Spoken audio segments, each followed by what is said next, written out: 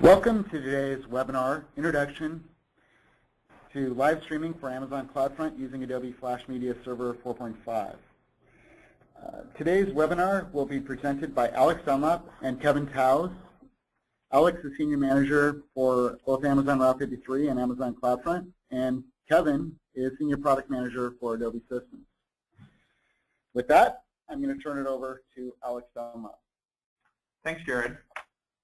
Today we wanted to do four things. I'm going to start by giving an introduction to Amazon CloudFront and with a particular focus on video and live video. I'm then going to turn things over to Kevin, who's going to take you through Adobe's FMS 4.5 offering that runs on our Amazon EC2 system. He'll then turn it over back to me, and I will take you through a demo that shows you how you can use AWS and Adobe FMS 4.5 running on EC2 as a live streaming solution. And finally, we'll take any questions that you might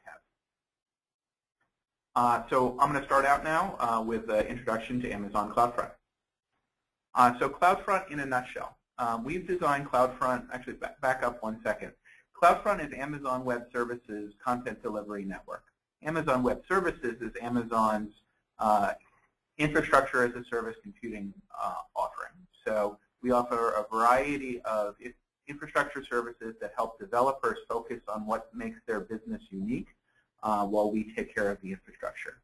One of the challenges we help solve for our developers is delivering content or delivering video, and that's where Amazon CloudFront comes in.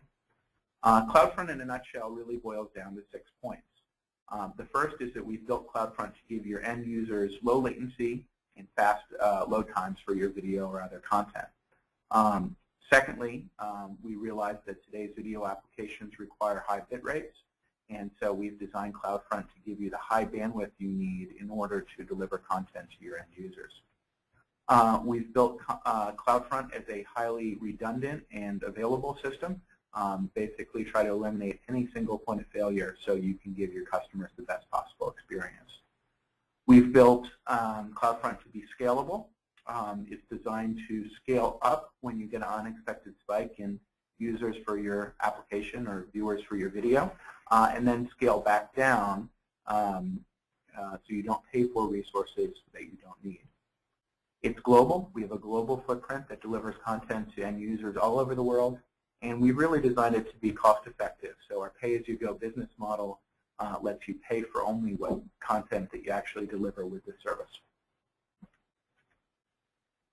So let's talk about our global presence starting out. One of the ways we deliver content quickly is by having a network of servers around the world.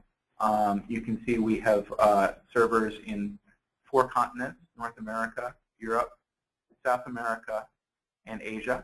This network is constantly growing. Our goal is to get end users, wherever they are in the world, access to our content with low latency.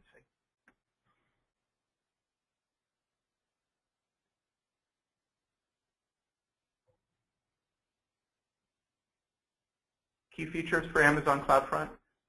In terms of video, this is focused on the features we do for video. We have a variety of different options for using for video delivery with CloudFront. There are options to do RTMP streaming using FMS, HTTP streaming, adaptive bitrate, live video on demand. We've really focused on making CloudFront a flexible offering in terms of delivering video. We have options for delivering HTTP or HTTPS files on the RTMP. You can also use RTMP-E. We'll talk a little bit later about our options for securing your private content. We have a feature called invalidation that allows you to remove content from cache before its expiration. We have industry-compliant detailed access logs that show you what's going on with your content. Everything is configurable either via the AWS Management Console or via programmatic APIs.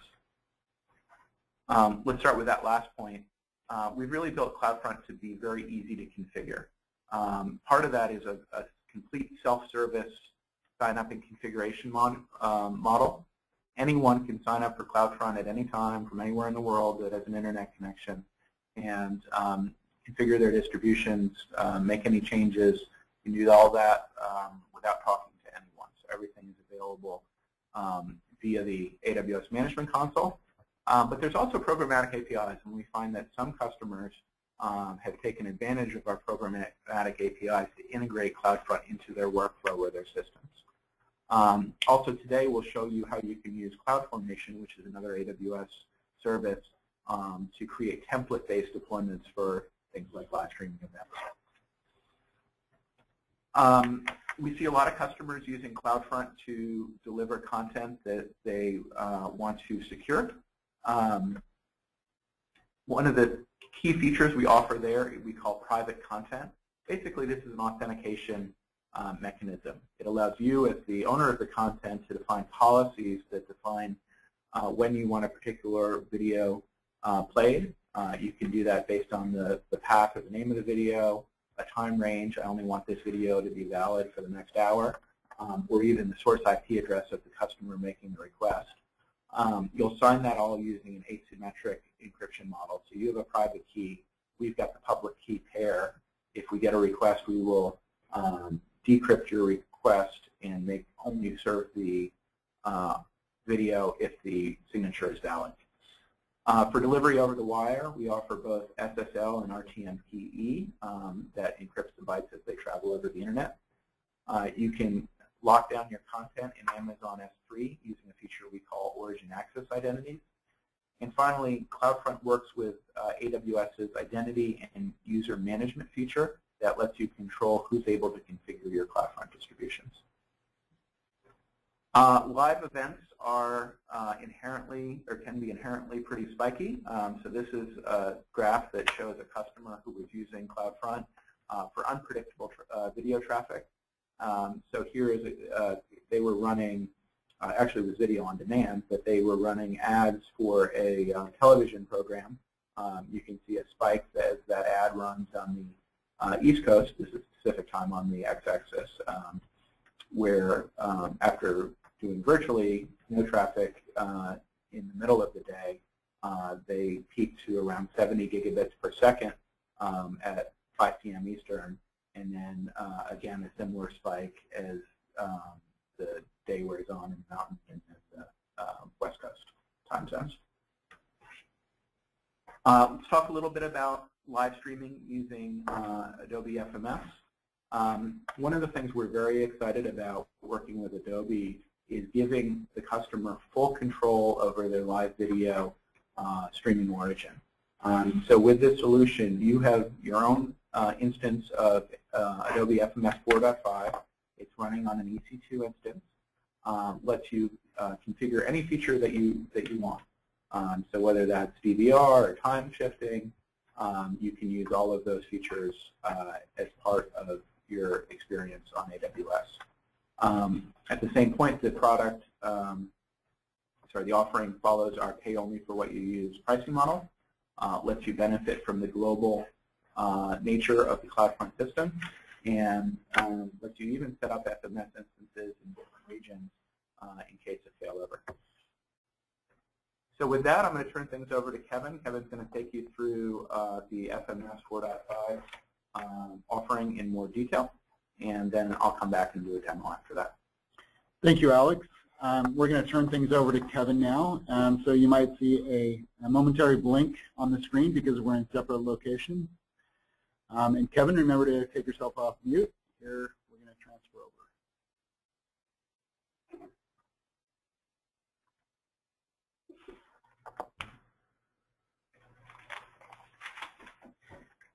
In the interim, we're also going to ask, we're going to give you guys a poll. We're interested to hear how you heard about the webinar, so if you could take a second and also answer this quick poll, we'd really appreciate it. Great, and thank you, everybody. Alex, can you guys just confirm you can see my screen and hear my voice okay? Yep, gotcha. Perfect. Well, thanks, everybody, for taking the time this morning to join us. And I'm really excited to be part of this joint webinar with Amazon Web Services and Alex with CloudFront.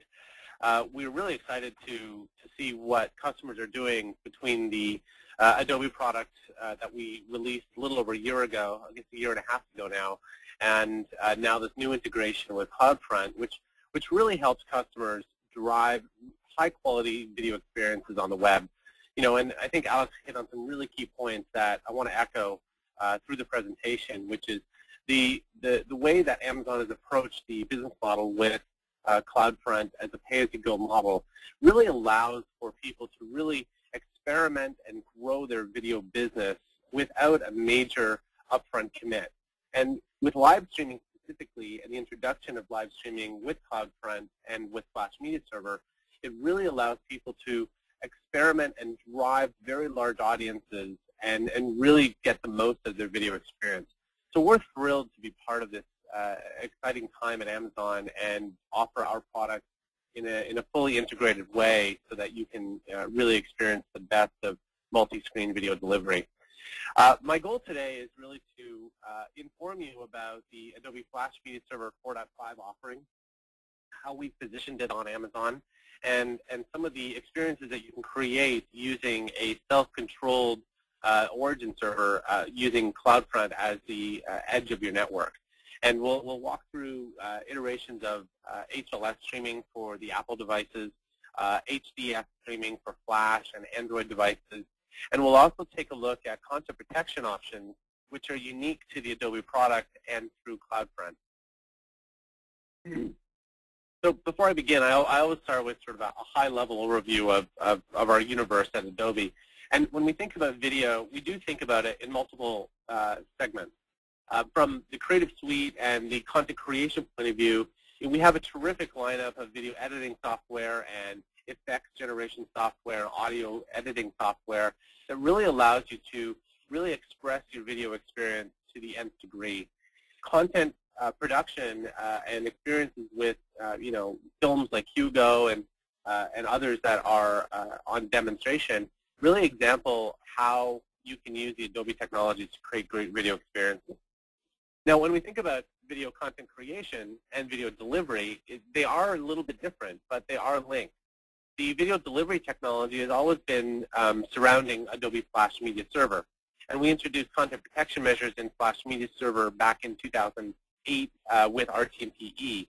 And we've evolved that content protection and that video delivery technology with H.264 and the introduction of DRM with Adobe Access. With the experience, it's one of the things that's really driven new experiences on the web, and really Flash has driven a lot of that, where creative controls and interactive designs and chaptering and just video navigation experiences with a full flexibility of the UI has really pushed the level of video over the last 5 years. And now we're into this phase of we've got great content creation and delivery mechanisms, but how do we actually start monetizing that and measuring the success of the video? And Adobe does this with our Omniture technologies and our Auditude acquisition of last year to support real-time advertising. And finally, when we think about multiple screen delivery and consumption, it isn't just about Flash. Flash is about getting video consistently on the desktop. But as we look at devices and televisions and set-top boxes, we realize that these devices have been purpose-built for video optimization. And so some of the advantages that Flash had solved on the desktop are actually solved at the hardware level in devices like Apple's iOS or Android or BlackBerry or Samsung TVs. And Adobe is adapting our delivery and protection technologies to support all of these different devices, whether Flash is available on them or not. Hey, Kevin. And so when we think, excuse me, Kevin. Can you go to view on your side panel there? The audience can see your GoToMeeting login or your box there. Can you go to view, click view on that? Yeah, that'll do it.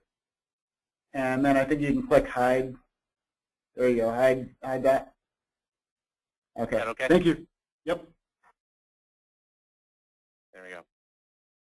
So when we think about consistency and fragmentation in the market around video delivery, it really is an expensive venture. And with iOS delivery, with the HLS format, and with Flash and the HDS format and other formats, what we're really trying to do at Adobe is simplify the content preparation phase, which includes packaging for HTTP delivery as well as content protection, so that you can reach iOS and you can reach desktops and smart TVs and tablets without worrying about protecting that content for every single device and without worrying about preparing that content and optimizing it for each device. When we think about encoding, multiple video formats, multiple video adaptive bit rates really do increase the cost of storage and delivery when you have to do it all manually. So when we look at it from a flash media server point of view, we try to take that off your plate by allowing you to focus on creating the content and the bit rate and allowing the server to dynamically create the HTTP package, whether it's live or on demand, as well as add the content protection requirements that you need, whether it's full DRM or a lighter weight encryption. The Adobe Flash Media Server 4.5 was released in September last year. And just in the last couple months, we've introduced it on Amazon Web Services. And we introduced it in harmony with significant upgrades with Amazon CloudFront. And Flash Media Server operating as an origin server, which means that your video content is available to the server, and the server is actually packaging and encrypting that content. The ability to prepare this content dynamically can deliver that same video asset, the same MPEG-4 asset, over the CloudFront CDN over HTTP to both Flash and iOS in their native format with exactly the same media. So you don't need to prepare an HLS version of the content and an F4F version of the content for Flash. Security and content protection is one of the key reasons why Flash has been so successful over the past 5 years. And the reason for that is a technology called RTMPE. And what we did with HTTP delivery is we tried to replicate the workflow and the content robustness of RTMPE within the HTTP format. And it's not a very, very easy thing to do. But we've been successful, and we've been able to say, just put your MPEG-4 file in a place, whether it's an S3 bucket or directly on AMI, and allow Flash Media Server to just encrypt it as if it was RTMPE. Similar concepts of SWF verification, which allow you to do player binding, are all available over HTTP. And you don't need the DRM license server to make this work. The Flash Media Server has a very unique way of delivering the content license to the client, whether it's Adobe Access client running in Flash, or whether it's a iOS native client.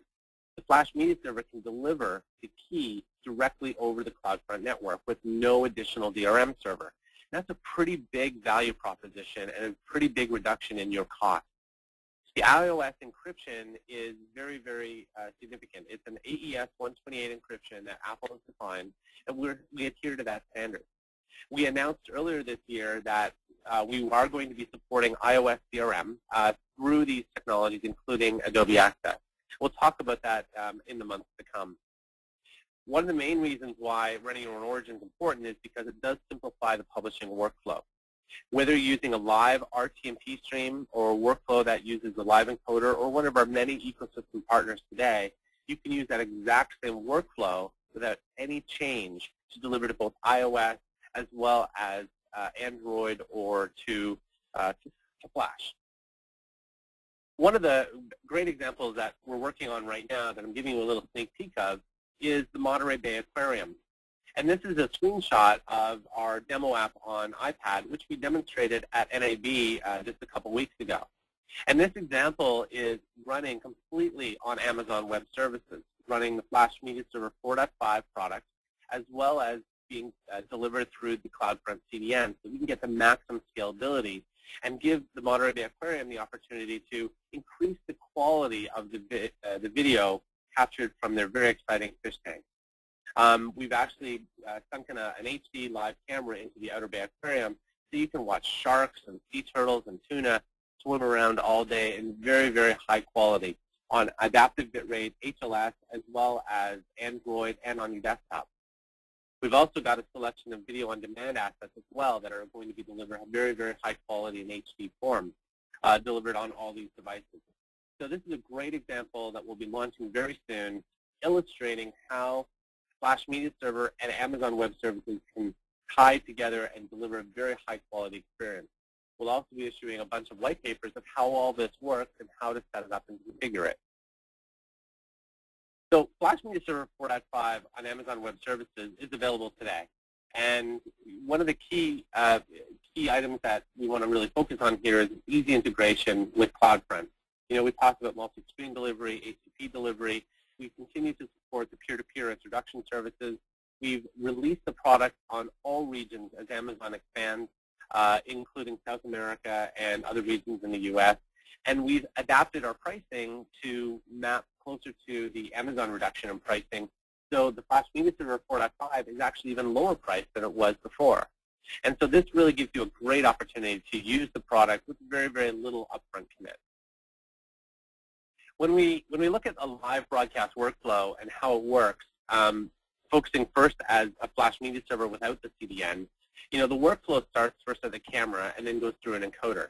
And whether you use the Adobe free live encoder, the Flash Media live encoder, or whether you use our ecosystem partners' hardware encoders, you can produce an RTMP stream and publish directly to your Flash Media Server AMI running on Amazon that you can absolutely control.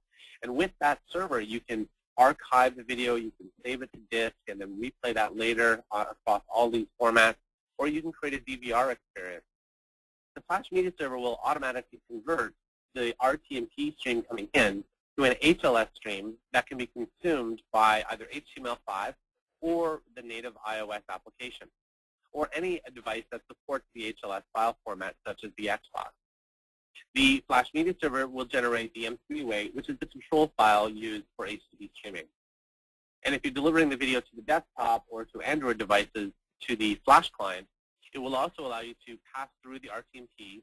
It'll allow you to pass through a multicast stream with peer-to-peer, or convert the same stream into the HDS format for optimized delivery through CloudFront. And this is really, really important to understand, is that this one server is able to convert all these formats.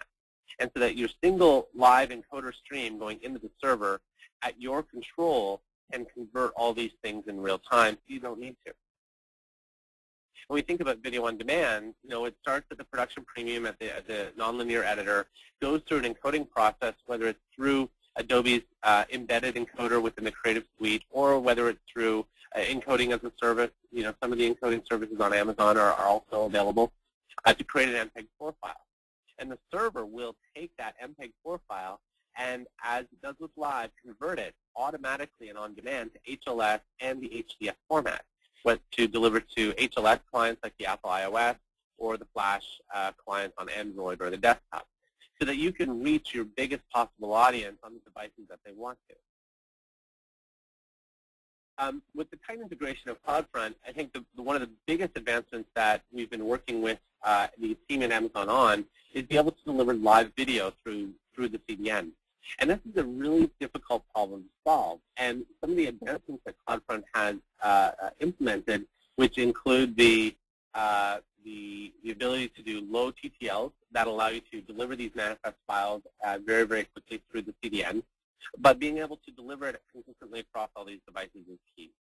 The Flash Media Server can deliver streams directly from S3 and allows you to control your live ingest point. It allows you to stream securely with all the protection options that you need.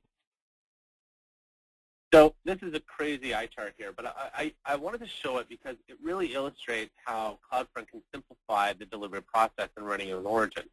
If you look at the left three columns here, whether your AV source, your encoders, and your transcoders, the workflow on the left can be done either in the cloud or on-premise. The Flash Media Server, operating as an origin in the yellow here, can operate and do the conversions for you. And typically, we require a varnish cache or some sort of caching layer in front of the server in order to manage a CDN delivery. In the purple side with the CDN, you typically have a load balancer and multiple CDNs, and then your clients coming out.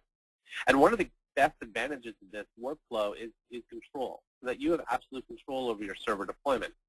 Now, what Amazon has really done to simplify this is really allowed you to run your own AMI with Flash Media Server as an ingest origin.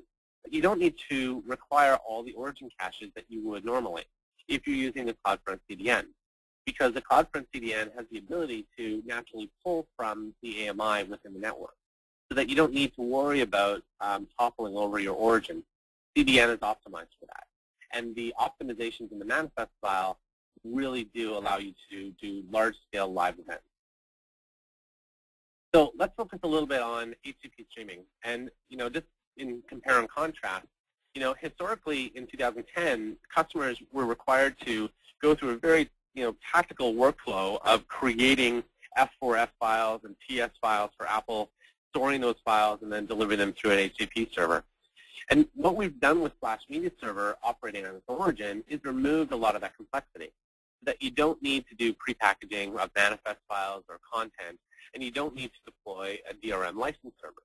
The Flash Media Server will dynamically package and encrypt and deliver a cacheable key for the content license, so that the Flash player or the iOS device can access the content decryption. When we deliver to the Apple devices, we support all the iterations available to it. Most customers who are delivering to a browser on the iOS device will build something in HTML5. But there's limitations with HTML5, such as no content protection and some of the advanced functionalities that you can do in the apps. But we do support it, so you can deliver to it if protection is not a requirement.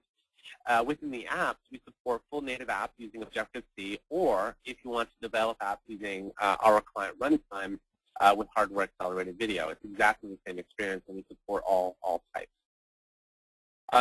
The video streaming on the Apple devices is full in. So video on demand, live streaming, playlist support, and protection are all there.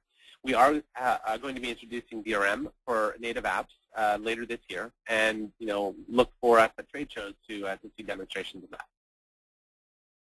So looking at the manifest file, and I thought it was important to really hit on this during this presentation because it's one of the really hard things to do within a CDN. And being able to deliver a manifest file that changes so frequently as it does with live is something that the CloudFront team is really focused on delivering. The issue of delivering manifest files is critical. And with the Amazon delivery, we can actually do this now very, very seamlessly and deliver your live stream. Manifest files are the control layer. And just trying to understand what the workflow is important. From your CMS system, we'll generate generally what we call an M3U8 file, which is a variant playlist for Apple, or for Flash, it's called a set level manifest file. The device, whether it's iOS or Flash, will then make a request to the origin server through the CDN to request another M3U8 that describes the video payload. And then the server then pushes it through all the way through the CDN and through to the client on either Flash or iOS. As you can see, this is a fairly step-intensive process, but it's straightforward. The differences of the playlist are a little bit important to understand. So the playlist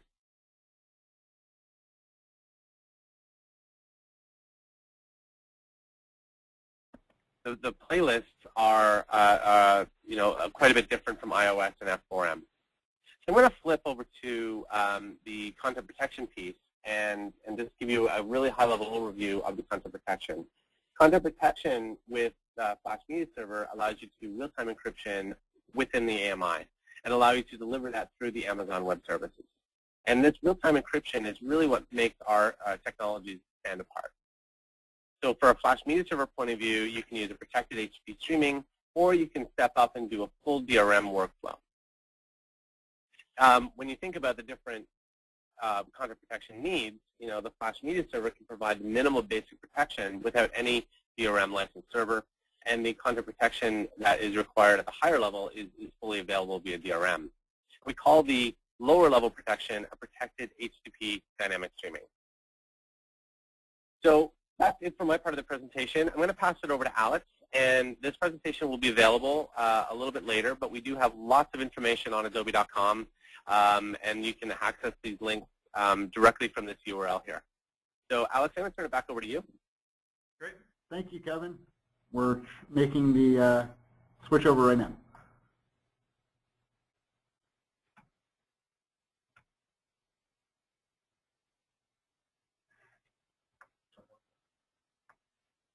Great, folks. I'm going to show you a demo of live streaming using Amazon CloudFront and the FMS solution that Kevin just described.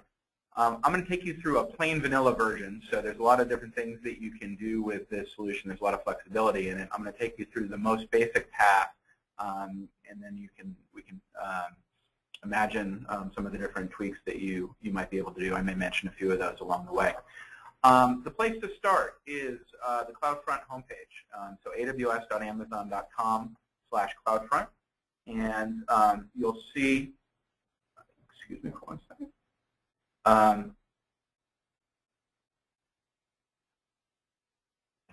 Down towards, I can't scroll now. Scroll down. There we go. You'll see down towards the left, there is a link that says live streaming for Amazon CloudFront using Adobe Flash Media Server 4.5. I'm going to click here and learn more. And what this is going to bring us to is our documentation that describes how to use this solution.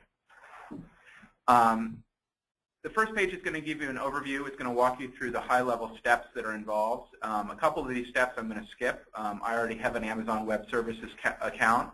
I already have an Amazon EC2 key pair, and I've already subscribed to Adobe's Flash Media Server product. So I'm going to skip right ahead to, those are very easy to do if you haven't done them already. But for the purpose of this demo, I'm going to go ahead and skip to step number 4, which is to create an AWS CloudFormation stack for live streaming. I'm going to click here. The first thing that the system is going to ask me to do is to choose where I want to put my origin. Basically, AWS has 7 regions where you can run EC2 instances. Generally, what we recommend is choose a location that is close to your live event. So I'm going to choose the US West in Oregon. What that's going to do is it's going to launch the AWS Management Console, and it's going to ask me to input some parameters. The most important one down here is this template URL, which is going to be pre-populated based on the link I just pressed. So I'm going to hit Continue. Oops, let me try this again. Like any good live demo, I'm actually going to try Northern California because I have some resources running there already. The next thing it's going to give you is some information, ask you for some parameters regarding how you want your Adobe FMS 4.5 instance set up. I won't go into it in detail here.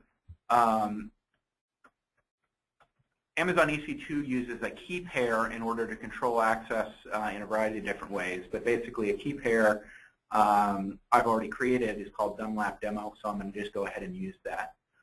It also asks you to enter a password for the Adobe FMS instance and a username. I'm going to leave the username as admin. This is important if you do want to go ahead into your FMS instance and configure it with some of the advanced features. For the purpose of this demo, I'll just specify one, but we won't look at it here today. It asks you to provide an instance type.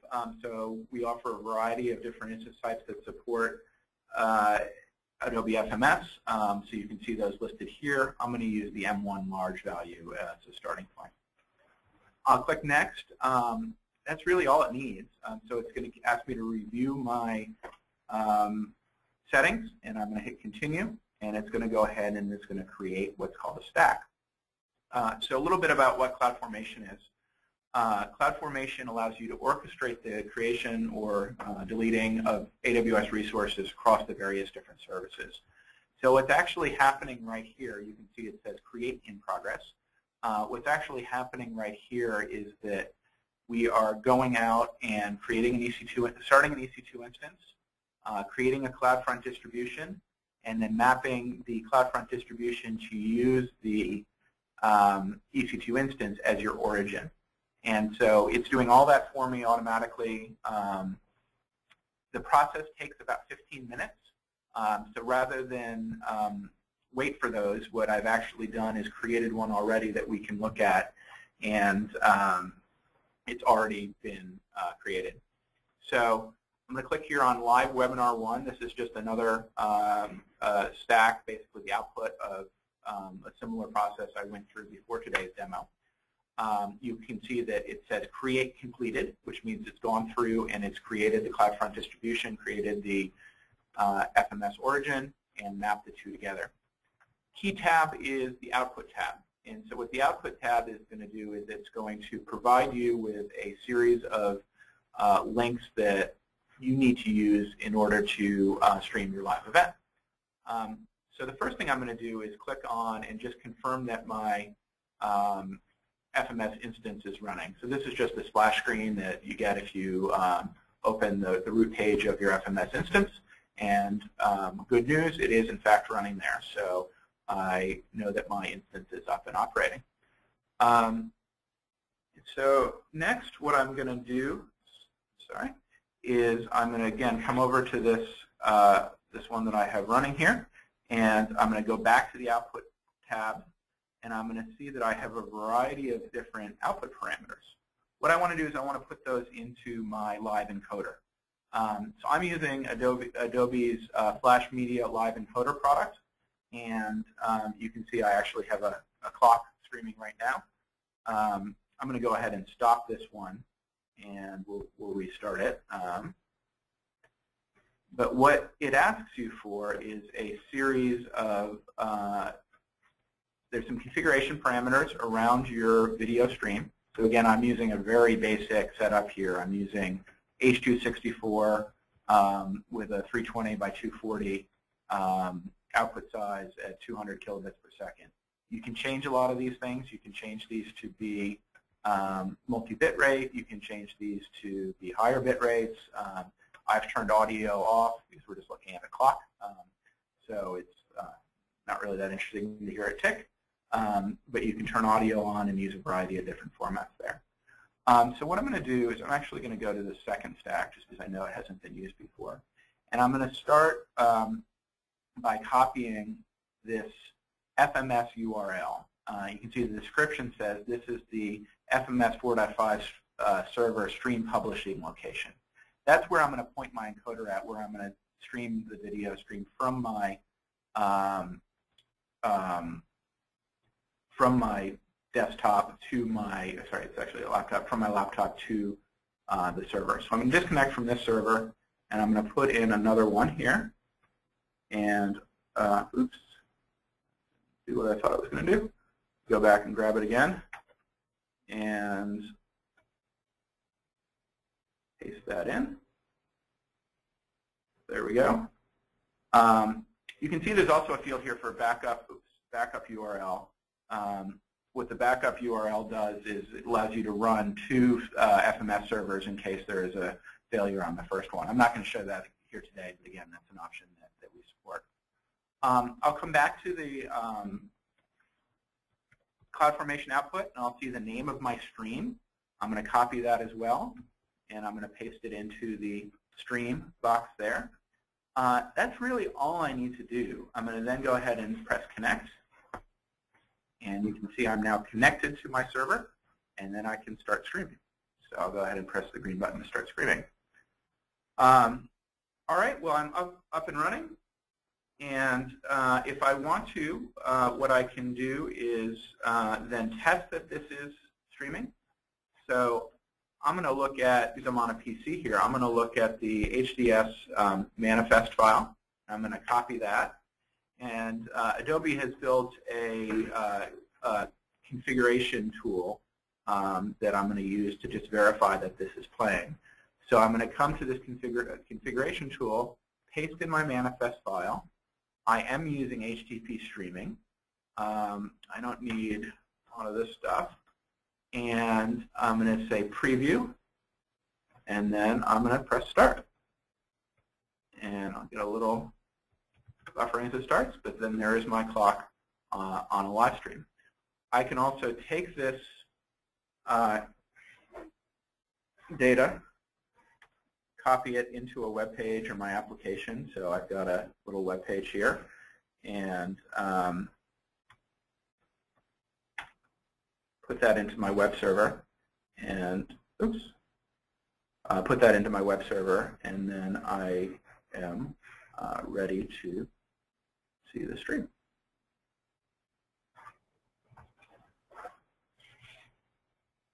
And that's it. So there's the my fancy web page streaming the clock.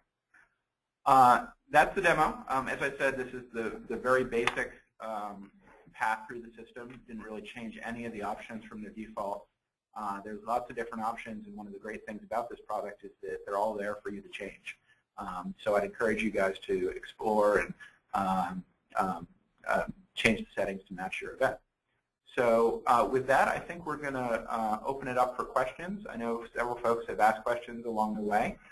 So Jared is going to read off the questions and whether they're for either Amazon or Adobe. Yep. And we'll answer them. Thank you, Alex and Kevin. We'll answer some of the questions that have been asked. You can continue to write in questions as well.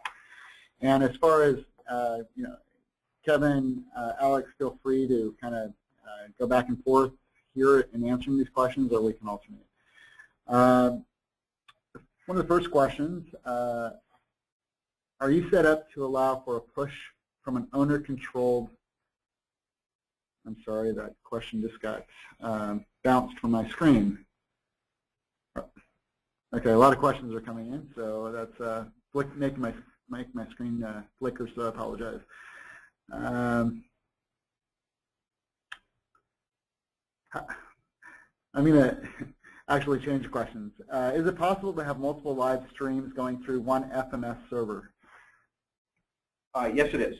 So again, those are just, you notice that in the, probably the best place to see it is here in the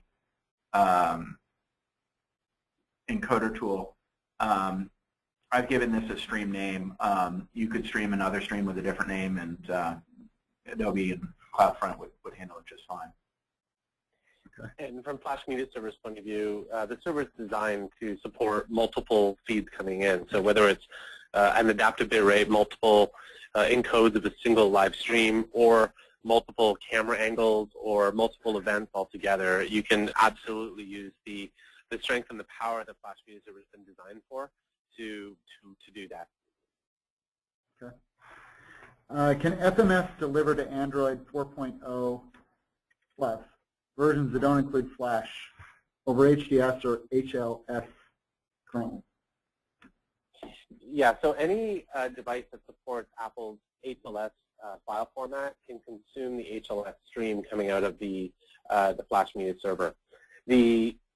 What we find, though, is customers tend to build apps for high-quality video delivery. And there's a lot of reasons for that. Most of it is to control the experience. And within the app, you can use Adobe's integrated runtime, which is called Adobe Air, which doesn't need to be resident on the device.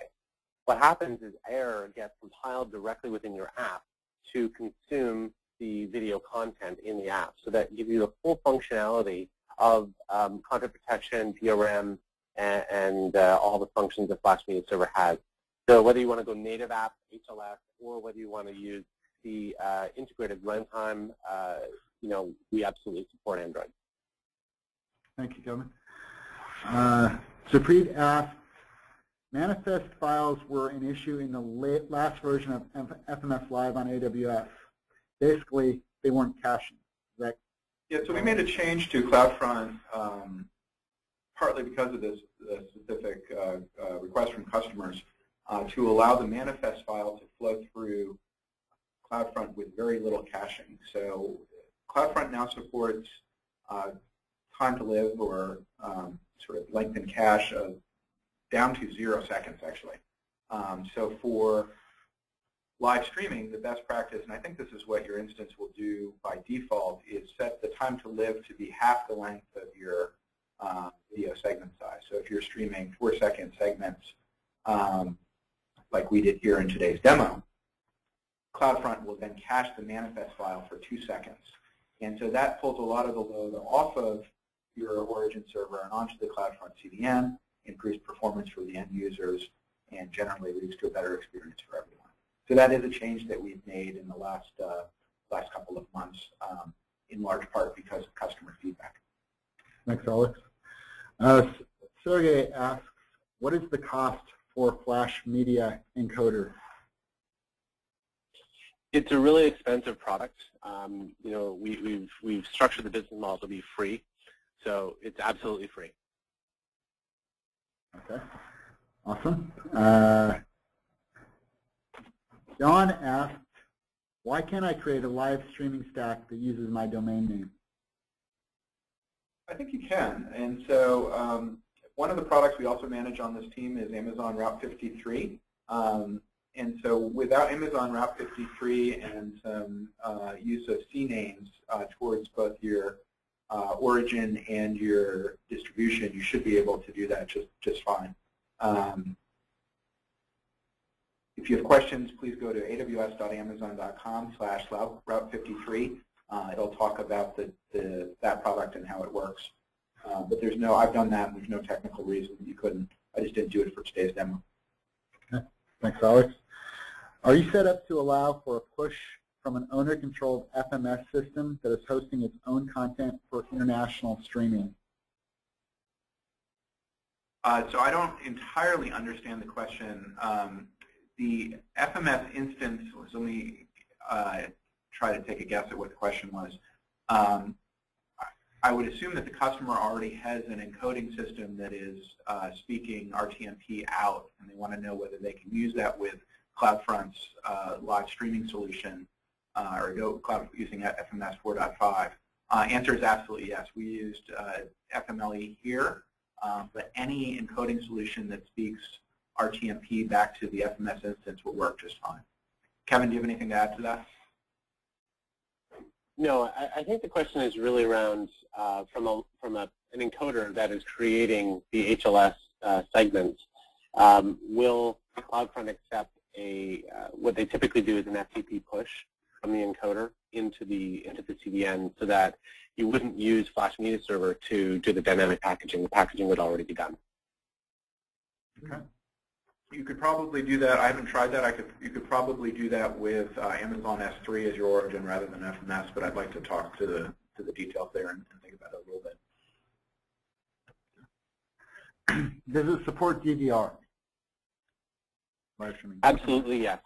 The Flash Media Server as the origin does the archiving, and all HTTP streaming is actually archived because that's the nature of how caching works.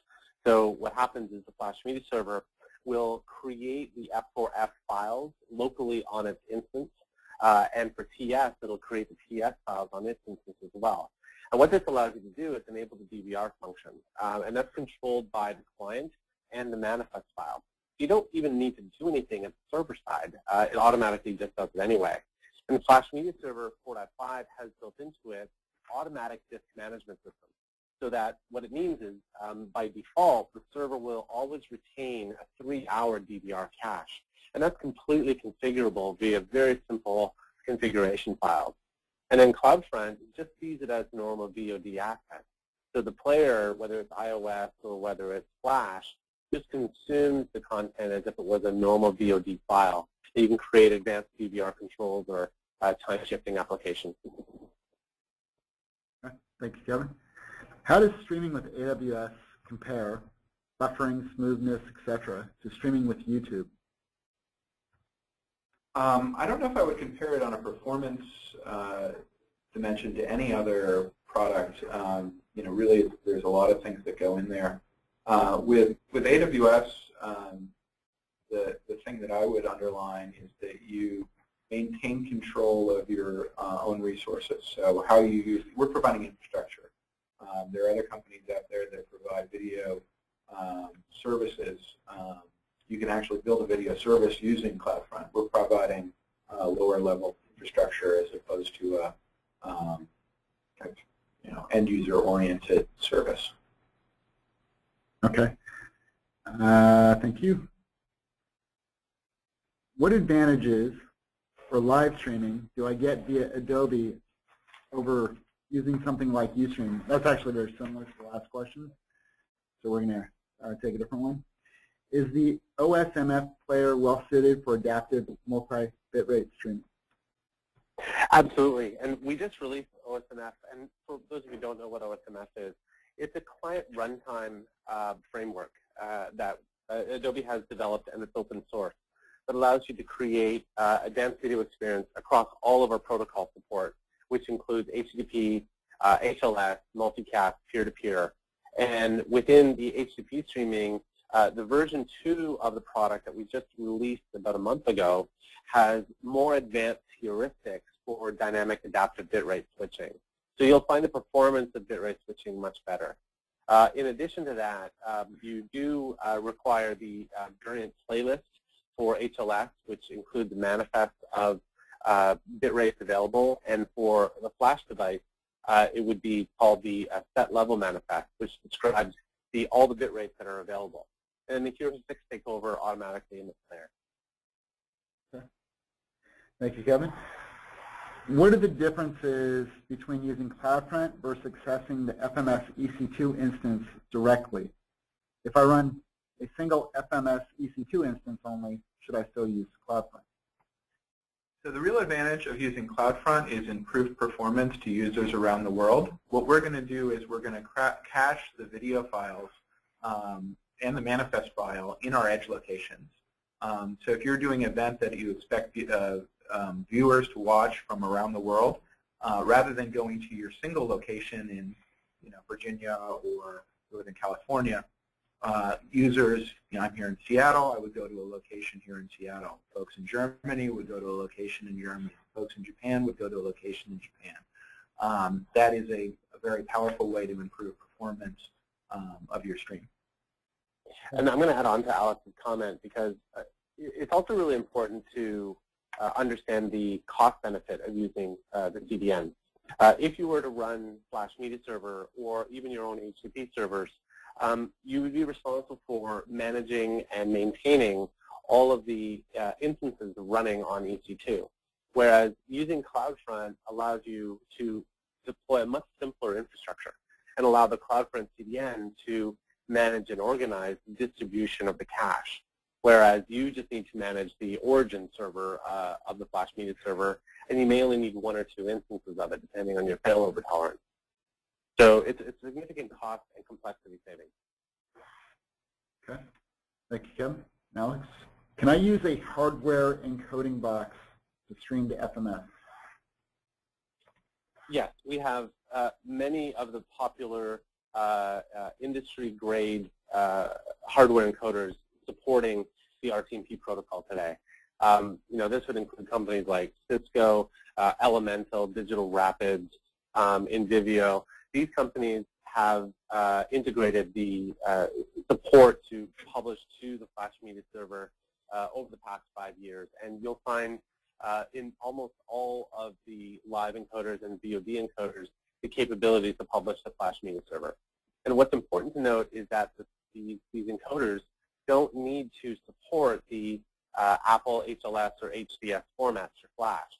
All they need to support is RTMP, and then the Flash Media Server does the work to prepare the content for delivery. Okay. Thank you, Kevin. I think we have time for about 2 more questions as we're getting close to 11 o'clock. Here's one from Bill. Using CloudFront, how much delay is there in the stream, i.e. from live? Does adaptive increase this latency, and if so, by how much? It's a multiple of the, CloudFront I think is not the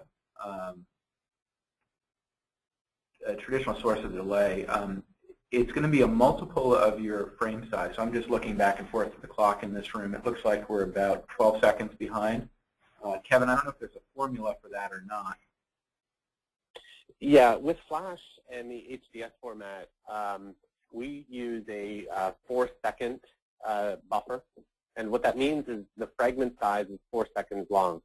And it's completely adjustable, and depending on sort of the type of content that you want to stream.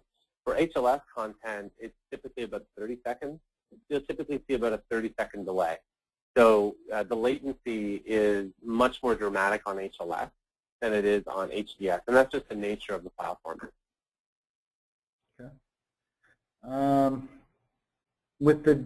Nick has asked, with the DRM for on-demand video content to iOS devices, you will need an app built with Adobe Air, or will DRM be supported over HTTPS? DRM to iOS over HTTPS. Right. So we have announced back in February our intention to support native iOS applications. These would be written in Objective-C with our Adobe Access DRM technology. So the same encryption and DRM protection systems that you would use for Flash would be supported with native apps on the Apple infrastructure. DRM is not supported in HTML5 on any DRM. So the only way to do that level of content protection is to develop an app, and Adobe's DRM technology will soon support the ability to build a native app with our DRM technology. Okay. All right, I think we got time for one more, and I apologize in advance if this has been asked before. How do we set up multiple FMS EC2 instances with failover for a live event? Sure. So you can run different FMS instances just by launching those in the management console, just the way I showed you how you do the one. You then would configure your encoder to use a backup URL. And then, Kevin, maybe you can talk a little bit about how to teach the player to fail over from one to the other. Yep. The OSMF player on the Flash side, with the version 2.0 of OSMF, we've actually added a bunch of new functionalities for failover. And the Flash Media Server 4.5.2 release, which will soon be available on Amazon, will or has the ability to do failover as well. So that what happens is you have, in the case of the live encoder, you actually can publish a primary and a backup server. And what we've done on the server side is allow the servers to synchronize with each other. So the primary and the backup will synchronize. And what it means is that the fragment names for HTTP delivery will be normalized. So that if one server fails, the origin will then just reach to the backup server. And that's all automatically integrated into OSMF as well as the Flash Media Server. So all you would need to be responsible for as a publisher is to set up the two instances, publish the two live streams directly from the live encoder that you see that is on the screen here, and then on the client side, enable the primary and backup server to be identified in the manifest file. And there's documentation on osmf.org about how to do that. Okay. Well, that wraps up today's presentation. Thank you to both Alex and Kevin, and thank you to everyone for attending today's webinar. Those who attended will receive a follow-up email with a link to this presentation, along with a copy of the presentation. I encourage all of you to check the webinar section of aws.amazon.com to see listings of other webinars or virtual events, as well as checking for recorded webinars and other videos. On behalf of Amazon Web Services, Adobe, and our presenters, Kevin and Alex, thank you for joining us today to learn more about live streaming for Amazon CloudFront using Adobe Flash Media Server 4.5.